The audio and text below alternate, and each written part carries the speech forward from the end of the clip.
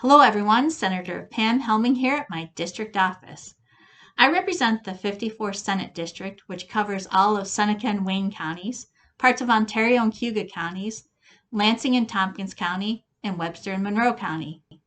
While I spend much of my time traveling the district and meeting with constituents, I also spend a significant amount of time in Albany at our state capitol, where I debate and vote on proposed legislation. Typically during this time of year, many of you travel to Albany to advocate for issues that are important to you. Students from across the district visit to witness our state government in action and to tour the state capitol, where there is so much history. As we all do our part to beat COVID-19 by staying home, I wanted to give everyone an opportunity to take a virtual tour of the state capitol. Greetings from the state capitol. The state capitol took 32 years to build.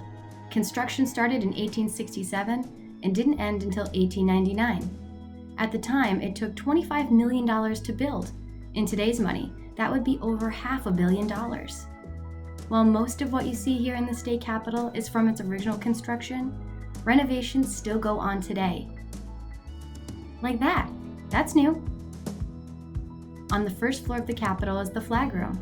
It has over 1,000 flags, from the War of 1812 to the Gulf War.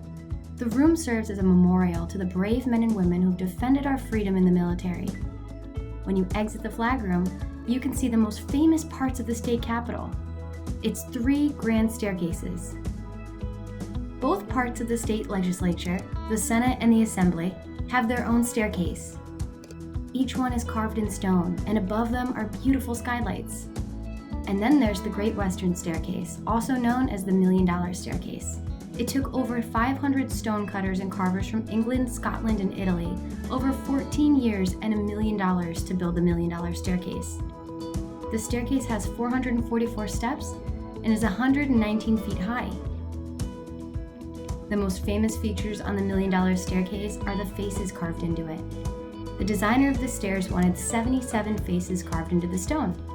If you look along the sandstone stairs, you'll see the carvings of famous Americans like George Washington, Abraham Lincoln, and Susan B. Anthony.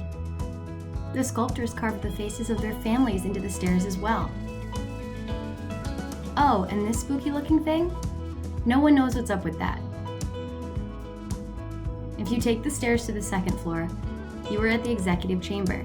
That's where the governor is located. The executive chamber is also referred to as the Red Room because of its original red drapes and rugs. In the Red Room, there's a large desk that has been used by every New York State governor since 1881. Recognize him? It's Franklin Delano Roosevelt. When he became governor in 1929, he wanted to get from his car to his office without people seeing him in his wheelchair. So, a door was cut into a paneled wall where people couldn't see, connecting the room to a service elevator. The Red Room used to be the governor's office, but is now mostly just used for special events. Let's go up to the third floor. Here's the Senate chamber. There are 63 senators in the state Senate. The room is beautiful and was built with marble from Italy for its arches, red granite from Scotland for its pillars, and red leather and fine mahogany wood for its walls. If you take a look along the walls, you can see they're covered in beautiful gold leaf, pieces of gold hammered into thin sheets. The desk in front is called a dais. That's where the presiding officer, or the person in charge of the Senate for the day, sits. When the senators are all in the Senate chamber, it's called legislative session.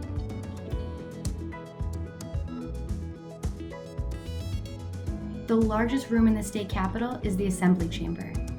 There are 150 men and women in the state assembly. At the front of the Assembly chamber is a rostrum where the Assembly Speaker who leads the Assembly sits. In 1911, the Capitol caught fire. Everything in its path was destroyed until it got to the Assembly chamber. The chamber ceilings were made of paper mache that soaked up the water from the fire hoses and kept the fire from burning down the entire Capitol. Each year, the Senate and Assembly vote on over 2,000 bills. If the Senate and Assembly vote on an identical bill, the governor can then sign it into law.